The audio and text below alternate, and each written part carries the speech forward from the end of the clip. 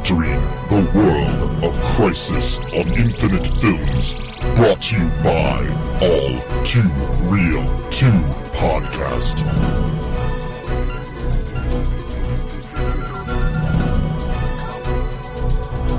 Okay, everybody, welcome to the latest episode of All2ReelToo podcast. My name is Michael E. Cullen II, and with me, as always, is Linda Lee. No, you're not Linda Lee. Oh, okay. What is your name? I'm not gonna say it. All right, Kara Zor-El. That's fine. I'm pretty sure it's Matthew Haas. Not gonna say it. I think it's Matthew Haas. I'm not gonna acknowledge that name. Why not? I don't know. Just don't feel like it. It's bothersome. I have a new identity now. I don't need to recognize my old name. You don't? Mm-mm. 'Cause I was born again in light. And you know what I'm talking about. In light? In the light being. Oh, of Tony Generous? Yeah. Yeah, the people on this podcast don't know about our good friend Tony I don't Generous. care. I'm going to spread his word in every podcast? Every format available at all. Okay. I don't know. Well, that could be a good thing or bad thing. You have really piercing eyes. Do you realize that? Yeah, I know. Okay. Thank you. I always have. So, anyways, today we're starting this new series of, looking at films that I want to call Crisis on Infinite Films. It is, yes, It's Crisis. a play on comic book series. Yes. Or event, rather. Yes, the Crisis on Infinite Earths. Anyways, today we are covering the 1984 British-American film. Oh, British American. Yeah, it was actually filmed in Great Britain. Okay. And it actually says a British film according to Wikipedia. That's my that's free for you, Wikipedia. That's your jingle, yeah. Yeah, if you want to, start advertising, because I'm sure nobody visits your website. Wait. Wow. Probably everybody. Anyways, the movie's called Supergirl. Mm-hmm. Not to be confused with the TV series Supergirl, which is currently airing on the CW. Nope. Not even close. We do have one of the actors from that show on here. Helen Slater stars in this film as Kara Zor-El and Kara Zor-El and Linda Lee. Yeah, Linda Lee, her / Supergirl. Yeah. Yes, this was produced by the Salkinds, who produced the first 3 Superman films, not the 4th one, which came out after this movie. Okay. This and the failure of Superman 3 convinced them to sell the rights. Wow. Yes. I can imagine maybe why, but yes. By the way, Helen Slater, she plays TV Supergirl's adopted mother in the Supergirl TV show. Mm-hmm. But she plays Supergirl in this movie. Yes. This movie also features the talents of Mia Farrow, Peter O'Toole, Faye Dunaway, all like award-winning actors who have been in no better film than this film. Nope. Yep. No Mommy Dearest or, Rosemary's Baby. Or Princess Bride. No, that's not Peter O'Toole. No. Sorry. Wasn't he in wasn't he in the movie that the movie? Yeah. That one about the guy. I don't know. The guy who traveled in like stuff, and he wore the turban on the cover. Lawrence of Arabia? Yes. He was in that? Wasn't he Lawrence of Arabia? Oh, was he? Okay. Thought so. Okay. Yeah, I think he was. Yes. That's a good movie. I'm thinking he was. Let's look that up really quick. Sure. While we can. Yes. See, there he is. Okay. There Yes. he is. Mr. T.E. Lawrence himself. Mm. Peter O'Toole. You know he made most of that up, right? Oh, yeah. Like it was like his memoirs. Oh, I just know. Mostly bullshit. Oh, I'm sure. But, yes.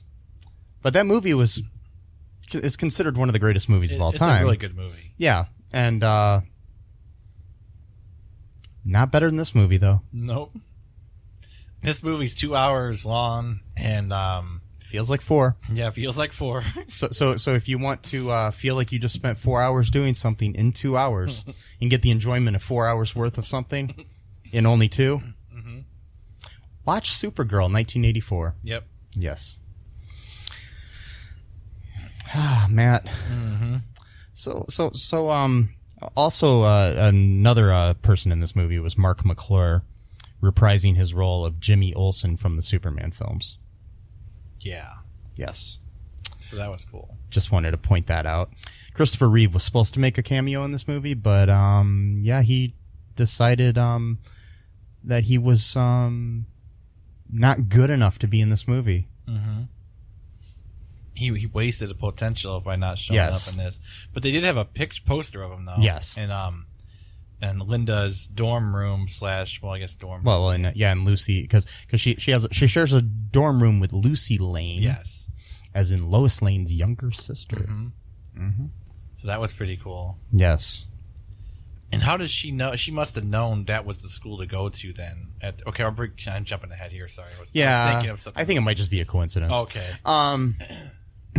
Like how things happen in these things. Yeah.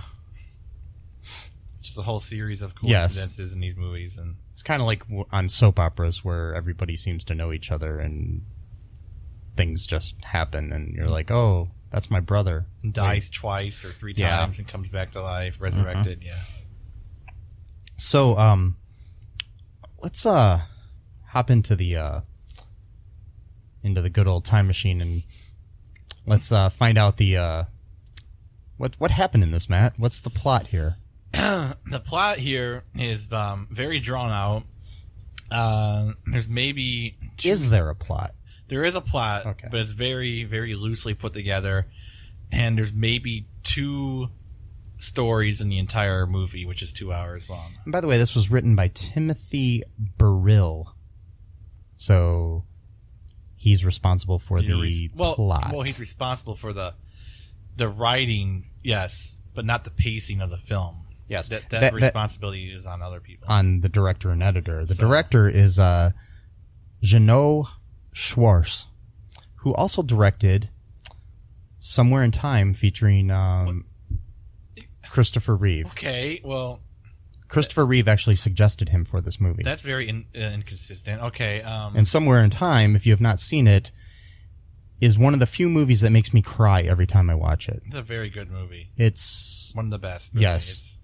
And I can't watch it anymore, but it's very sad. Yeah, Very sad. Very good movie. Mm-hmm. It's probably one of the best time travel movies ever made. Mm-hmm. So sorry about that. That's all right. So the plot. Okay, so the plot is very drawn out and weird. So what happens is it starts in Argo City. For those who don't know, according to the Superman, I guess plot, the overall, the general story of the Krypton was the planet Krypton was destroyed, but not all the Kryptonians died after Krypton blew up. Yeah. So what happened was the remaining ones who kind of found each other scattered throughout space, they created their own artificial city called Argo City that was powered by a special device. Argo, fuck yourself. Oh, sorry. Argo. Wow. Sorry, I was just remembering the movie Argo. Yes. Yeah, every time I hear Argo, I remember that movie too. Yeah, it's a good movie. Yes. It's a good movie. But the city is powered by something called the Omegahedron, which is like this device that's, I don't know exactly where it comes from, but it's kind of like magical in some ways. Magical, I guess, on our Earth, but in there it's more of a scientific thing. But a guy named Zoltar he's kind of like he's like the main designer of the city, and he quote borrowed the Omegahedron. He's not supposed. No one's really supposed to have it to kind of do more creativity stuff, and then he was trying to hide it from the fact that he had it because he was talking to Kara's mom because she came up, and then he kind of kicked the ball a little bit behind him, but then it got caught up in Supergirl. Kara's cloak or whatever she was wearing, and I guess she moved or whatever, and then that caused the ball to fall in that little, what was it called? I forgot the name. Hold some kind of hole that was basically, it fell in a hole was what had happened, and this thing basically powered the whole city. So everyone was going to die now because of it, and they were really upset because you could tell by their acting where they're like, "Oh no, that's the only thing that can power the city." Yes, I must be sent to the Phantom Zone for what I did. Your suffering will end soon, but mine will be everlasting. Like, very, that's the reaction, you would have to your entire home being destroyed, is very stoic. And it kind of reminds me of the Aladdin movie with all the child trafficking. Like, I'm really scared, Al. Like, yeah, like good old Al Haddon. This emotion just bursting out, but whatever. So Kara feels it's her fault because she's a woman, and even in Krypton, women are taught to believe everything's their fault. So she goes, and she I don't know. She goes to try to retrieve the well, back in 1984, wasn't everything woman's fault? Well, that's what I'm saying. I'm joking, people. Saying, I'm not being serious. Just letting you know. Well, I'm just saying, like, even in that time, that would even make more sense for people to think that. So she tries to retrieve the Omegahedron and ends up getting into one of the pods, and ends up finding herself on Earth, and it's immediately after she gets here. She ends up, two truckers try to sexually assault her. Yes, one played by Matt Frewer, who people better know as Max Headroom, and also the next door neighbor in Honey, I Shrunk the Kids. Yep. I know the Max Headroom commercials. I know I know those, and I know that creepy prank that person did in Chicago back in the 80s. Oh yeah, where they wore the Max Headroom mask. That thing still gives me chills. That prank thing, I don't know what it is. Something about it. Wow. But anyway, I think it was Stuff You Should Know did a really good podcast about that situation. So look that up. Either Stuff You Should Know or Stuff They Don't Want You to Know. Oh, okay. One of those two. They're both produced by the Stuff Network at iHeartRadio. I'm giving them free advertising because I enjoy both of those shows. So, yeah. There you go. And, iHeartRadio, if you'd like to produce our show and give me a bunch of money, go ahead. Do it. Yeah. Okay.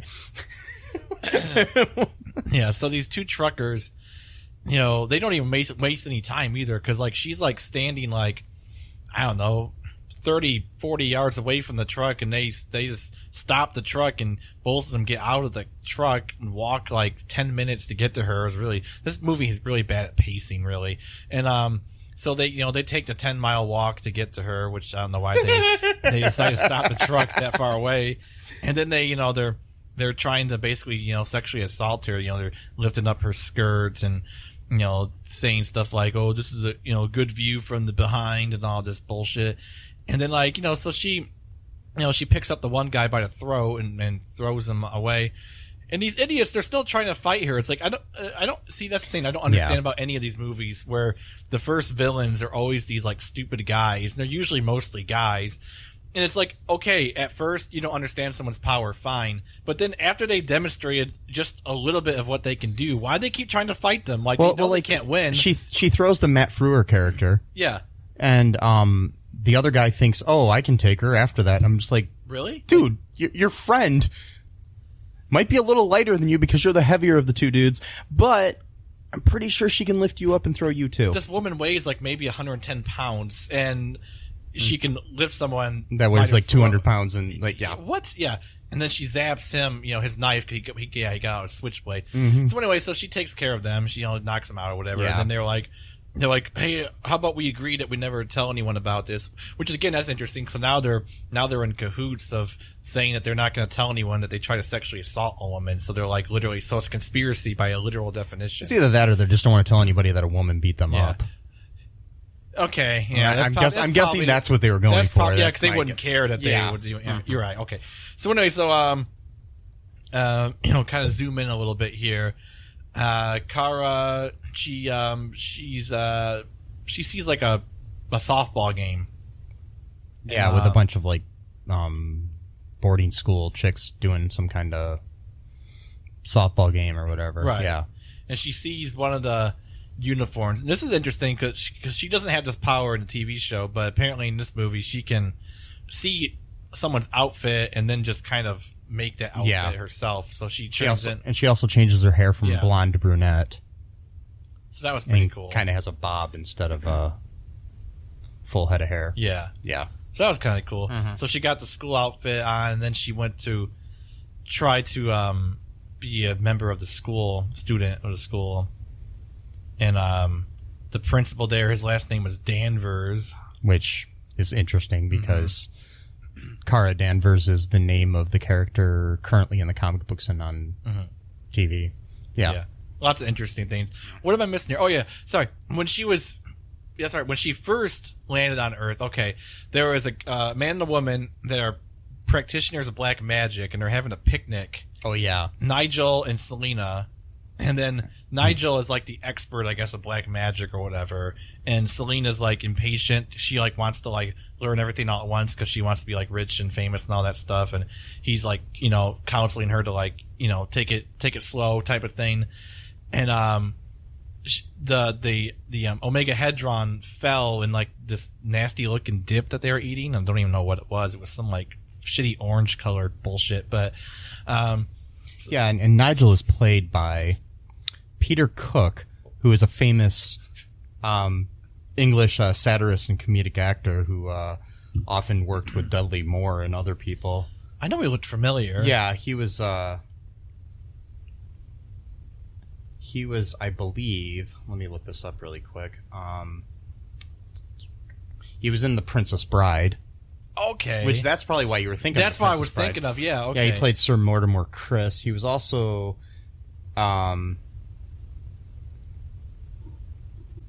he also played the devil in the original version of Bedazzled. The one that they remade. Oh, okay. They remade later with replacing him with Brendan Fraser. Yeah, no, it's he was but then they replaced, and then it was what's her face as the devil.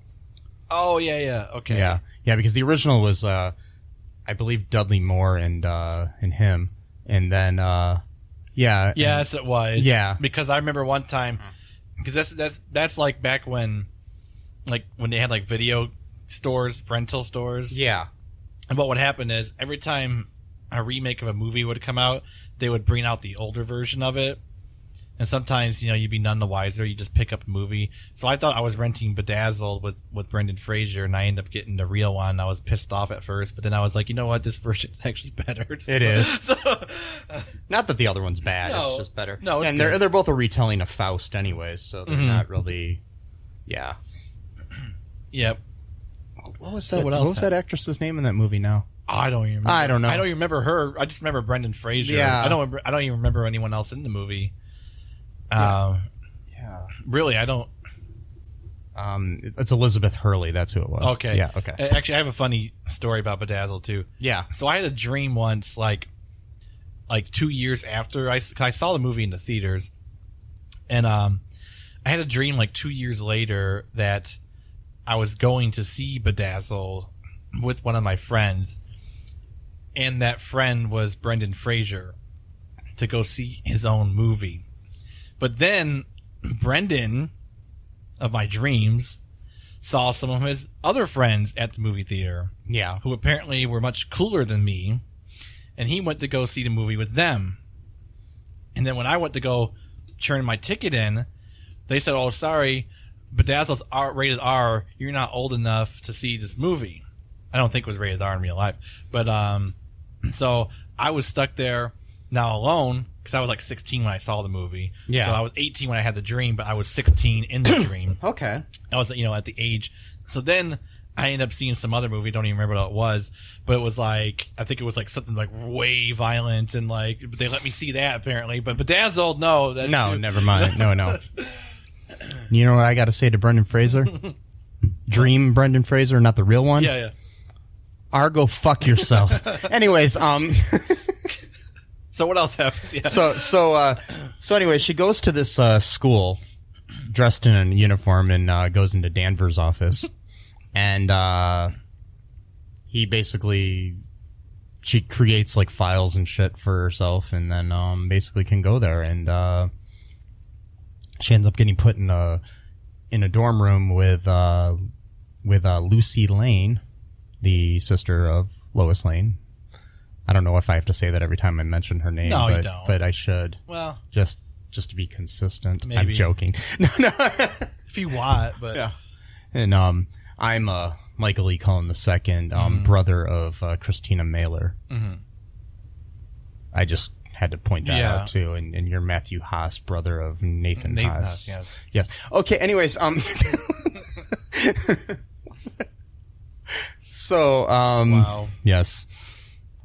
So that happened, and they become friends. We're taking a long time here because this movie has no plot. Yes. Sorry, it's one plot. One plot in the whole fucking movie. There was a plot? Yes. Oh, okay. Can I get into the plot? Because I keep getting sidetracked. Let's hop into the plot. Okay. Because I don't remember this plot. The plot is Selena gets the Omegahedron when she and Nigel are having that picnic, and it lands in their shitty-looking dip that they were eating, which like is all orange and nasty-looking. I don't know what the fuck they were eating. It was like stupid crap. Yeah. And then so she takes it out, and then it's like glowing and making all this maybe weird it was like sound. Thousand Island dressing. Yeah, or something, no, it was terrible to me, but I don't know. And then like it starts like doing what she wants, or she just can, I guess, intuit that she doesn't give her power. So then she basically just decides that she's going to leave this Nigel because she doesn't need him anymore because she was only going out with him so he could teach her about black magic or whatever. Yeah. So she says, I've outgrown you. These things happen. She gets in the car. He says, I got the keys to the car. She uses the Omegahedron to start the car and drives off without him. That's the end of Nigel for now in the story. So she goes back to her house or wherever. It turns out that she lives with a roommate who also practices black magic or witchcraft or whatever. They didn't really specify. They kept going back and forth. Which, there's a difference between witchcraft and black magic. And according to some people, there really is no difference between quote-unquote black magic and white magic, which is kind of racist in of itself because black magic is somehow the more corrupt and evil ones, whereas white magic is the more nice and pristine ones, but whatever. So, but, it's just some people just say just magic is just magic. The occult is just the occult. Anyway, I digress. So, she lives in this like carnival place with her roommate. She says, we don't have to worry about money anymore. We don't have to worry about anything anymore because this ball I've got now, can give me anything I want. Okay. So she has the power of the universe in her hands now. What does she do with the power of the universe, you might ask? Oh, I'll tell you.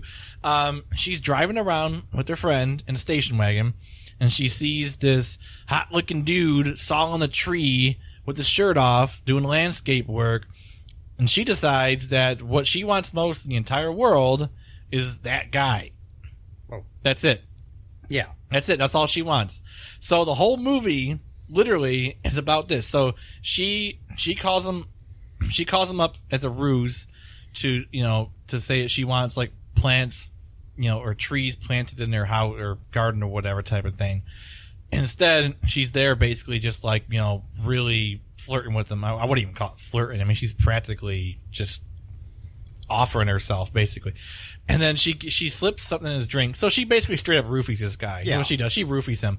And, as part of some magical spell. And then the spell is that when he wakes up, the first person he looks at, he's going to be completely smitten by, and he's going to be forever in love with that person.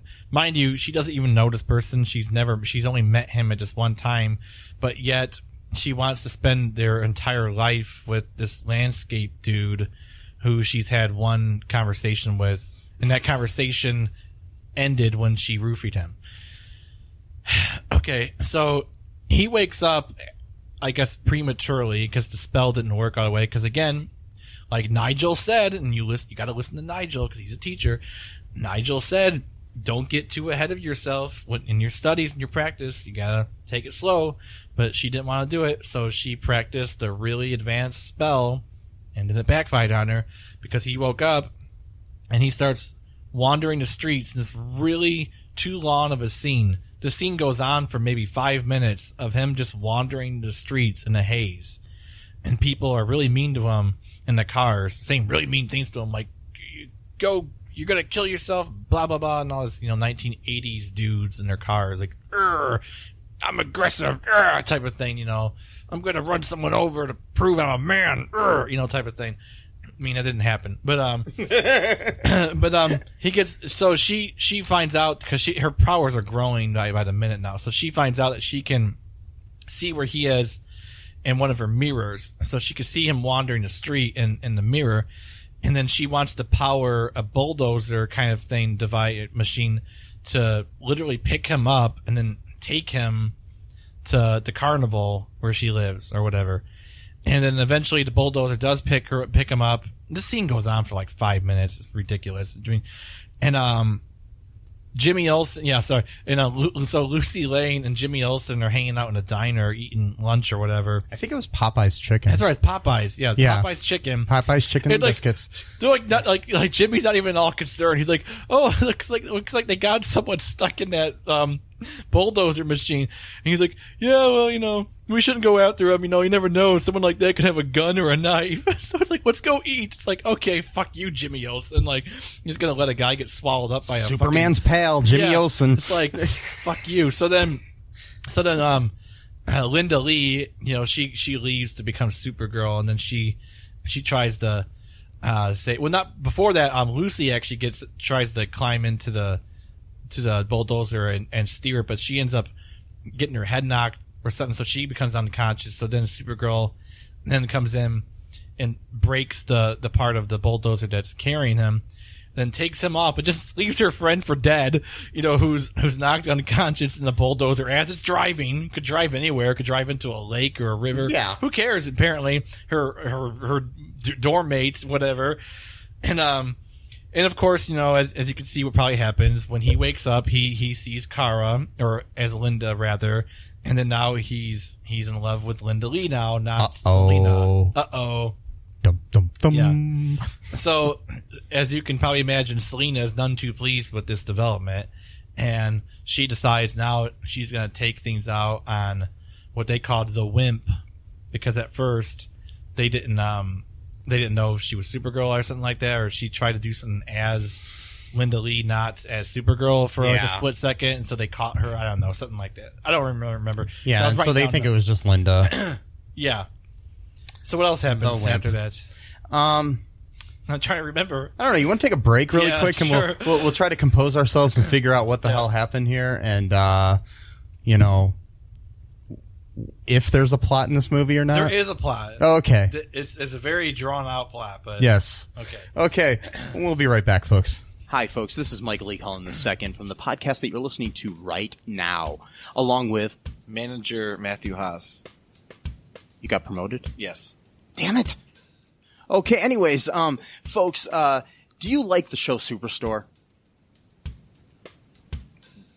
I don't know. I asked the folks and nobody's answering me. Because they're not here. Oh, but we love damn it. Yeah, we love it, though. Okay, folks, if you like it as much as we do, you're really going to like the Super Story podcast, which is a podcast where Matthew and I go episode by episode and give our little opinions and thoughts on it. Sometimes we have guests, sometimes we don't. Just depends on how we're feeling. Yeah. And, so if you like this podcast and like our little crazy banter, then you should definitely check this out. Or I might get sad. And when I get sad, it gets pretty sad. yeah, So I can't deal with him when he's sad. no one can really. So Yeah. So check out Super Story Podcast right here where you get this podcast, Super Story Podcast. Magus Elgar's apprentice, Udo Malaki, comes from a family of dangerous, exciting casters. Hi, I'm Udo Malaki. And, I do magic. Even if his ambitions only go as far as staying alive. You know, I was really hoping you were going to say something a bit more positive. Not exactly an ideal Magus. You can hear Udo Malaki and his exciting adventures in the upcoming radio comedy, Magus Elgar. Visit MagusElgar.com to download your copy today. And we are super back. Oh, super back. Missed that part, yeah. I'm flying, Matt. Cool. I'm flying. Cool. I'm flying. I like that. I'm still flying. Okay. For like 5 minutes. Yep. And no plot is There's happening. way too much of that going on in the movie. Yes. Her flying. It's like, we get it. She's excited about flying. But, man, we don't need a whole montage of this going on. When the first Superman came out and they did that, the effects were like groundbreaking. And it was cool. But that was in 1978. This is 6 years later. Right. That's like when, you know, like when The Matrix came out, that bullet time thing was cool. But then when like 85 million other movies did it, it was like, okay. Like, yeah. We get it. Yeah. Yeah. I mean, that's how things advance. Sorry. Yeah. But yeah, we can't live on the past, man. nope. Okay. Anyways, so what happens next in this like multi-plot filled mess? Okay, so Selena summons a windstorm creature to attack Kara. It's invisible, and so Kara's getting hit by it. She doesn't know where it comes from, so she ends up taking one of those like a light stand, like a, what do they call it? Like a street lamp thing. Oh, okay, yeah. And she ends up having to get electrified, so then she can like push it towards where she thinks the creature is, and then for some reason the creature is visible when it dies. I'm not sure why. I didn't but okay. get that either. So she kills the creature or sends it back to wherever it came from or whatever. I don't know what. And then she this is either before or during the same time where she goes to the carnival to try it because she can figure out, because she can sense when the Omegahedron is doing stuff too, because she's trying to retrieve it, so she can have an idea of where it is. So she can realizes that it's at the carnival. So then she's staking out the carnival to try to she doesn't know it belongs to Selena at this point either. She's just going, and then Ethan, the landscape guy, is following her because he's completely smitten by her. So with flowers and chocolate. Flowers and chocolate, and then he, she's kind of likes him too a little bit, even though like he's like just completely like, 100% like just not even real person at this point. He's just like a robotic, whatever type of thing. And so he begs her to go on the ride with him, like one of those like carnival, like what do they call, not Ferris wheel, but like it's like a, what do you call it? It's almost like the teacup ride, but kind of different. I don't know what it is. It's kind of different. It's weird. Yeah, one it's of like those type of rides, spinning thingy mabobbers. Yeah, it's a spinning thing. So then I watch a lot of videos about amusement parks. Yeah, I know you do. So you think I would know what the fuck those are called, right? That's all right. Yeah. You don't have to know everything. It's fine. You're good. No, I do. I need to know everything, no, Matt. You don't. I need to know everything. You're fine. I need to know everything. It's okay. No. It's okay. No. It's not okay. Okay, I'm good. Okay. Anyway, they sit down on this one of these benches or whatever, and they have like a moment, whatever. And then Selena turns on the lights, and then she uses her magic to make the thing spin like really, really fast, where she thinks, it might actually kill them. But then Ethan's still in there. He's like passed out, but Kara is gone, or Linda is gone rather, because she was dressed as Linda at the time. But then she reappears as Supergirl, and then they kind of have like a fight or whatever. I don't remember what happens with it. Oh yeah, I know. I remember now. So like, there's like, they have like these football themed bumper cars with like the logos of the team on them. Like the Pittsburgh. It was such a weird scene. And Ethan's in there and he's trying to dodge the bumper. Like they would kill him. I mean, like really, they go like 5 miles per hour. Like it's just funny because like they shot this movie in England, And there's American NFL football team things there for some reason. I don't know if they... I don't know. I'm not British. Well, actually, I am part British, but that's... Well, that's different. Yeah, okay. So, I did write down, though, there was actually a beginning plot that changed, because I wrote this down. Selena practices black magic to dominate the world. Because that was her plan from the beginning with Nigel when she found this thing. And then somehow that plan converted over to making this dude, landscape guy, fall in love with her. I don't know. What's the name Ethan mean? Does that mean the world? No, it doesn't mean the world. Okay, I'm just curious. Maybe that's what she meant. She meant, she said world domination. Maybe she meant Ethan I don't know. And then she told Nigel this at the little soiree that they had, where she was, testing out her powers or whatever, and Nigel was looking for, new women to manipulate or whatever with this knowledge. This whole movie is really creepy if you think about it like that, though, because like you got this dude who's like using like his knowledge of the occult to like basically date people, and then you've got Selena, whose original plan is world domination, but you know what? The writers were like, you know what though? I don't think that's right for a woman to want world domination. You know what we should make the whole plot about? Her trying to find a guy because she's old. And she's an old woman, therefore she can't find a man. So we're going to make the whole plot using all the powers of dark magic you can find for this one sole purpose. And I know, Matt, you were asking yourself, what does the name Ethan mean? Mm-hmm. You were, weren't you? Yeah, what does it mean? It means, it's a Hebrew name. Okay. That means firm, enduring, strong, and long-lived. Well, his character is kind of like, he's, landscape guy. He's tall. He's got muscles, He's handsome. It makes sense that he named him that, but I'm not sure if that's why they named him that, but... I just had to look it up. I mean... That's fine. Yeah. I'm in a weird mood tonight, Matt. You're fine. You're good. You're fine. No, I'm not. Okay. So what happened after that fight? I forgot what happened. I'm not okay, though. What happened, though? She sent Supergirl into the Phantom Zone, but that was later on, wasn't it? Yeah. I don't even remember now what happened. I don't even know. No, because she made that fortress for herself in the middle of town. Oh, yeah. Midvale. That was... Yeah, but was that before or after she got sent to the... No, she went to the fortress first. Yeah. And then she sent her to the Phantom Zone. I think. I don't remember now. Who cares? But I think she sent her to the Phantom Zone first before it was before the fortress was there. Okay. Because that was later, where everybody's like, "Hey, look, there's a mountain in the middle of the town." Yeah. Okay. So here's another thing. So she wanted world domination. That got converted over to I just want this guy to be completely smitten with me, and then that converted to, oh well, I got to get a little bit on this world domination thing. So I'll be like the queen of Midvale, like a small town. Yeah. Outside of Chicago, like, okay, so you're gonna use all of your powers. That'd be like, hey, I'm gonna be I'm gonna be the queen of Wilmette, Illinois. Like, why? Like, there's like 2,000 people that live there. Like, it's like, again, like the stakes could not be lower in this movie.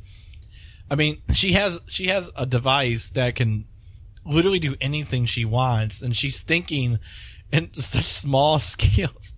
So she creates this huge fortress in the middle of town, and there's like a mountain, and the fortress is on top, and then she seizes Lucy Lane and Jimmy Olsen because by the way, they all know who she is all of a sudden. They got protest signs, and they're like, "Go away, Selena!" Like when did they hear about this person? My thing is like, what's the time frame? Like, how long was it that this happened? Like, was this a week later? Was this a day later? Was this like 2 hours later? What was this? Right.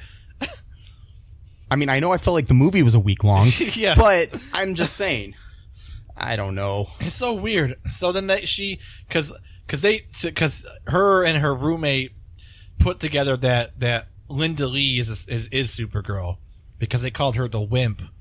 So they put together the two because Lucy said, "Oh, my roommate disappeared the night that you did this or whatever," and then that was the same night that Supergirl disappeared. So then they put together that, okay, that's the same person.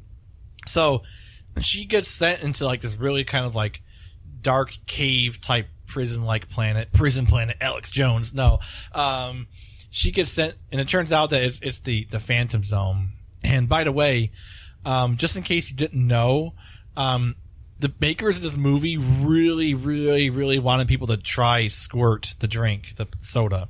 And A&W. Because they mentioned Squirt like 17 times in like 5 minutes in the Phantom. And they Zone. don't even show it, so it's just all to talk, you know? It's like Squirt? Yeah, it's Squirt?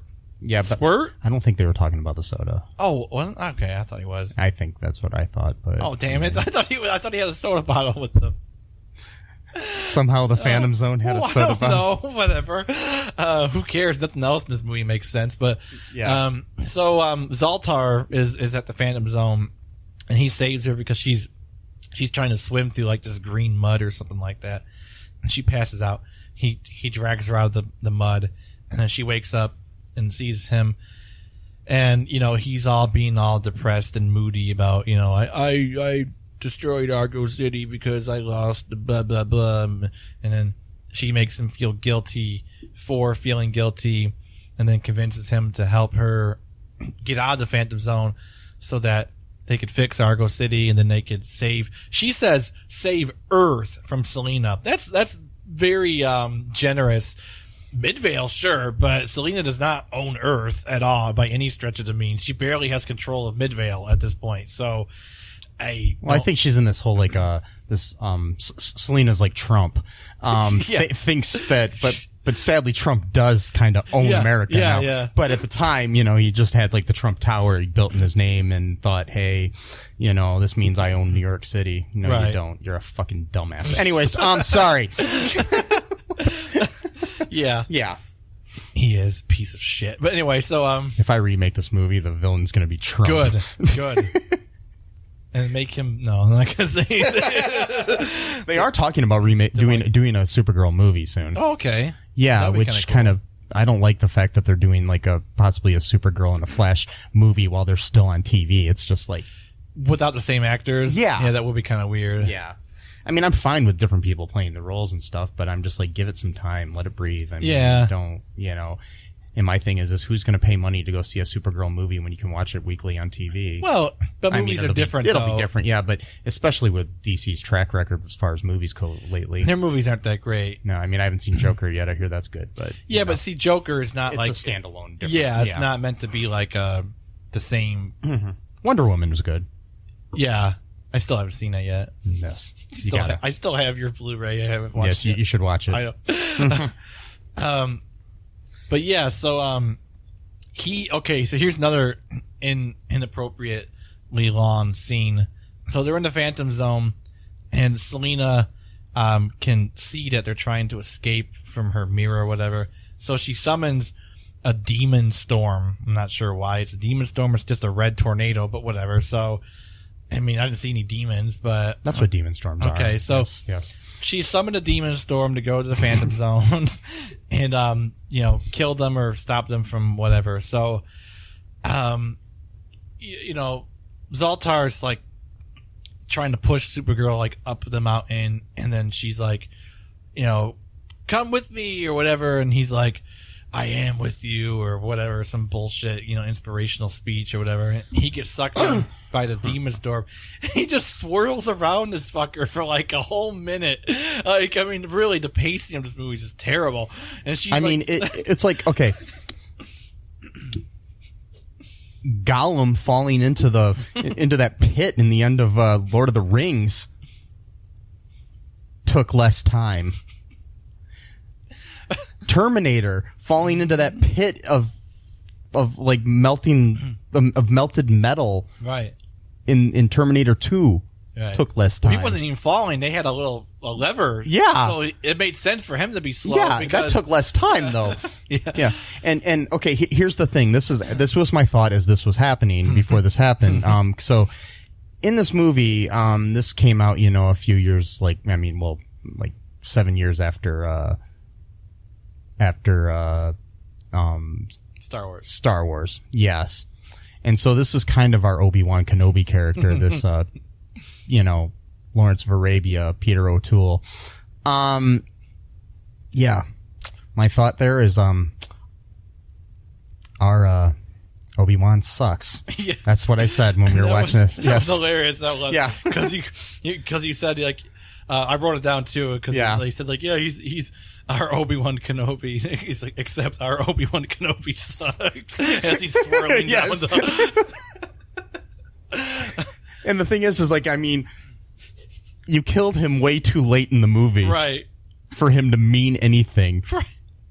He disappears for half the movie, and then you bring him back and then kill him. Like, you know, a few minutes later or a few hours later, I can't tell in this movie. The time was just so fucked up in this movie. Yeah. Yeah. Oh, boy. Oh, by the way, Selena, she recaptured Ethan and put him under her spell again somehow. I forgot to say that because he was her king or whatever of Midvale. So, but he snapped out of that too at one point. Yeah. I don't know. So, then, what happens? After our Obi-Wan Kenobi sacrifices himself, she gets out of the Phantom Zone. She goes back to the fortress and they have a fight. She finds that Lucy and Jimmy are in like these like little ball cages things like you would see in some movie from like 1950s or whatever. Yes. And Selena goes, "Oh, they'll get the point," and then summons these spiky things or whatever. Yeah. Really bad pun. These like hot, spiky things. Yeah. They so- looked hot at least. Yeah, they were kind of. Yeah, They were red glowing. Yeah. So Supergirl blows on them, to do the freezing thing and breaks them apart. And then Selena tries to crash them down as the spikes are, still up there. But then they're. And then sets them free. She sets them free for some reason. I don't know why. Basically, she ends up setting Yeah, them free yeah. because she's a fucking dumbass. Idiot. She's So- the worst villain She is the in worst the villain. history of a comic book She movie. is. And Nigel, he runs off like a fucking coward, but then he comes back later on to tell Supergirl how to defeat her because he's like, he's the expert of black magic here or whatever. So Supergirl does like this like tornado type move to like basically like imprison Selena with energy or whatever, and then she gets like, don't even know what happened to her. She just disappears or she gets whisked away. I don't know what happened. Yeah, she got so killed or she what. basically dies, I guess, and then and then the movie ends. That was pretty much it. Yeah. Yeah. Ethan, he woke up from his stupor or whatever, and then he said goodbye to her because she went back to Argo City to save it. So it's kind of interesting because this was like a one-off story, whereas like, Supergirl on our TV show, I say our like I'm part of it somehow, like I'm writing for it, whatever. And our Supergirl, CW, the current Supergirl, she's on Earth pretty much to stay for life. I mean, yeah, and I think because she came from Krypton as opposed to Argo City in our version and stuff. Right. And anyways, you want to take a break here, Matt, and then we'll look at some reviews of this movie and some like comments and some other fun facts. Sure. Hey, folks, this is Michael E. Cullen II from the podcast that you're listening to right now, along with Matthew Haas. We just wanted to tell you about our great podcast called Super. It's called All2Real. And on that show, what do we do, Matt? We watch biopics and then we talk about whether or not the movie matched up with the real story or not. So it was a lot more exciting than that, though. Yeah, so we analyze the real story and the real story. Get it? Get it? Real. Yeah, they're spelled differently, folks. You can guess which one I said which way. Uh-huh. Anyways, so sometimes we have guests, sometimes we don't. But we talk about great movies like Shattered Glass and The Social Network and Futile and Stupid Gesture, among others.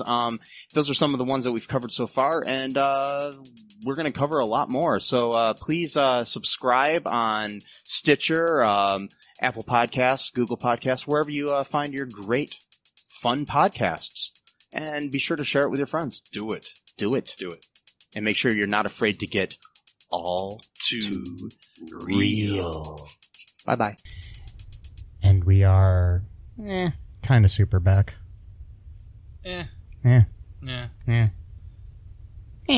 Okay. Whatever.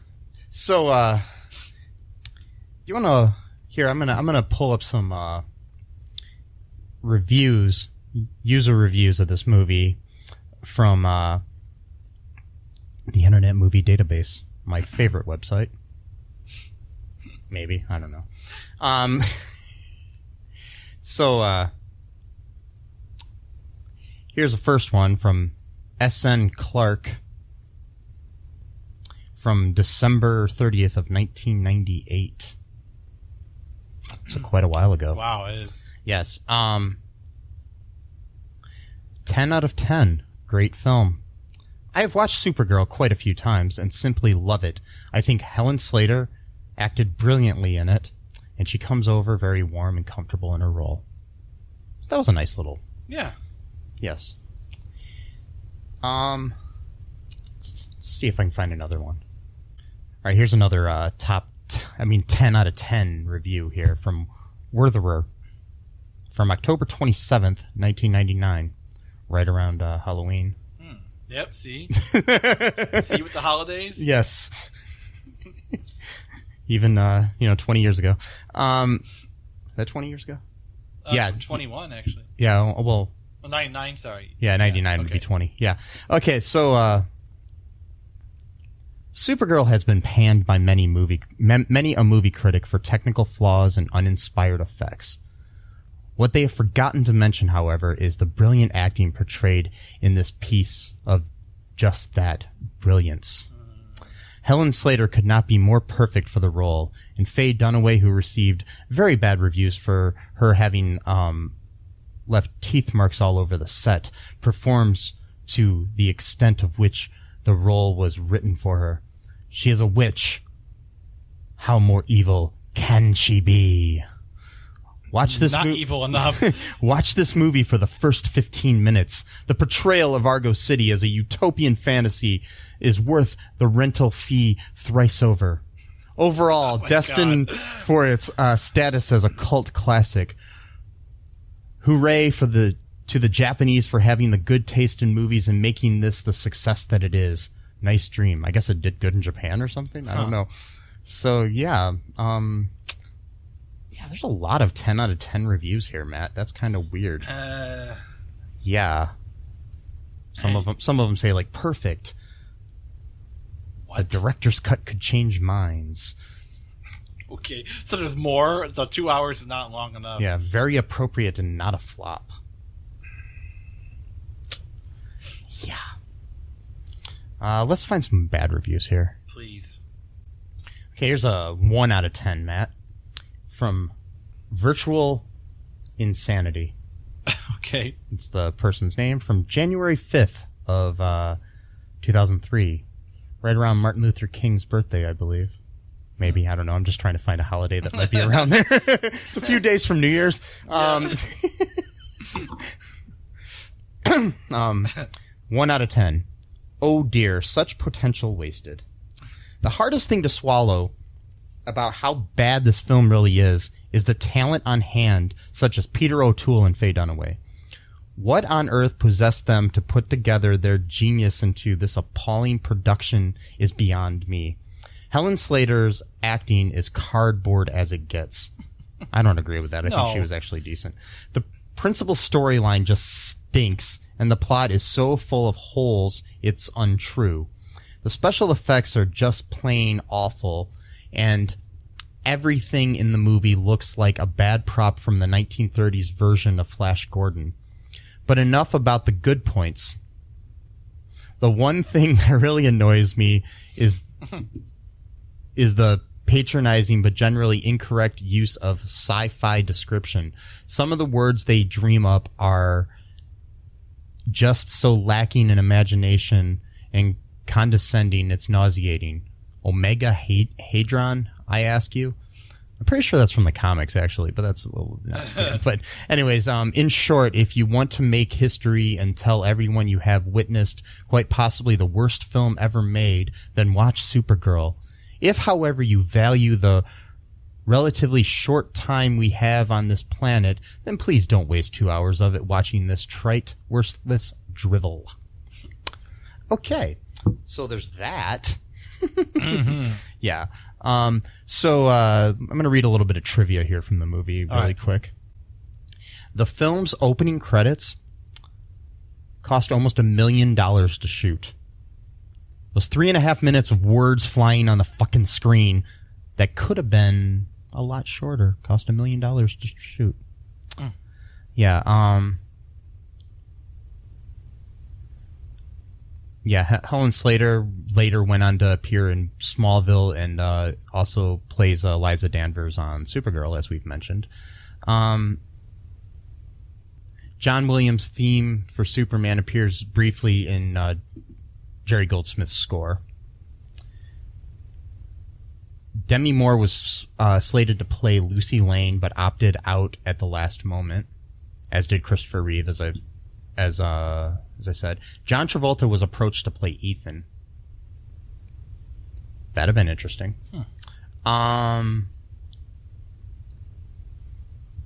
Robert Wise turned down offer to direct this. Melanie Griffith was considered for Supergirl.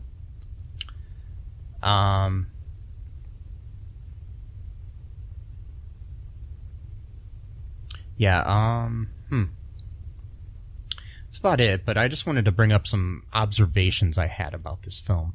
Okay, first off, we have, some sexual assault right towards the beginning of the movie. Mm-hmm. Then we have Faye Dunaway's character of Selena roofing Ethan. Which is sexual assault. Well, yeah. She didn't do anything with him, but it was intended. Okay, was Lucy and Linda, were they in high school, do you think? I think it was a high school, academy type of thing. Yeah, I wasn't sure it was high school or college, because the thing is, Jimmy looks like he's about 30. And if... Did he? He looked pretty young to me, though. Yeah, but he kind of looks old. Okay. And I'm pretty sure he was at least 30 when they made this movie. I'm pretty sure, though, it was high school because they had to sign out and crap like that. Usually when you're in college. Yeah, but sometimes in college you do out of dorms and stuff. But I don't know. I was just really confused because if he's... Either way, he's pretty old to be dating a high school student in Lucy. That's just bothersome to me. Yeah. I mean, give it a few years and it'll be okay, but... I don't think they really thought any of this through at all. When they made it, they're just like, we'll just throw together a bunch of crap. Do you think they just put a bunch of words into a blender and just let them kind of crap out and then see what happened and came up with this script? Yeah. So, my last question before we close up here, Matt, is, would you recommend this movie to anyone?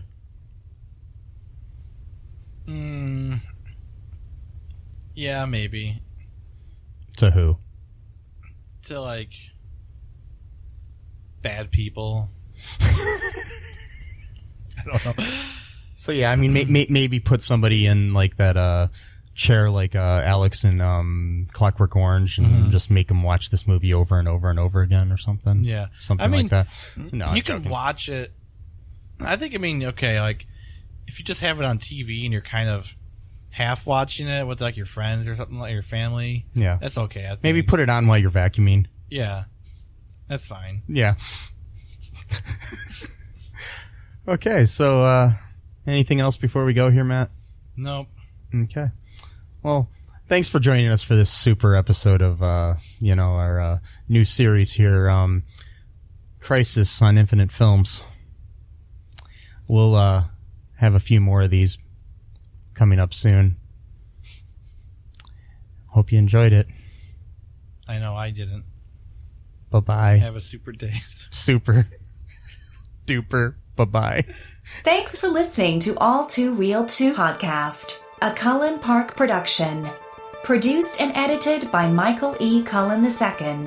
Music by Matthew Hawes. Subscribe and share the show. Visit us at cullenpark.com.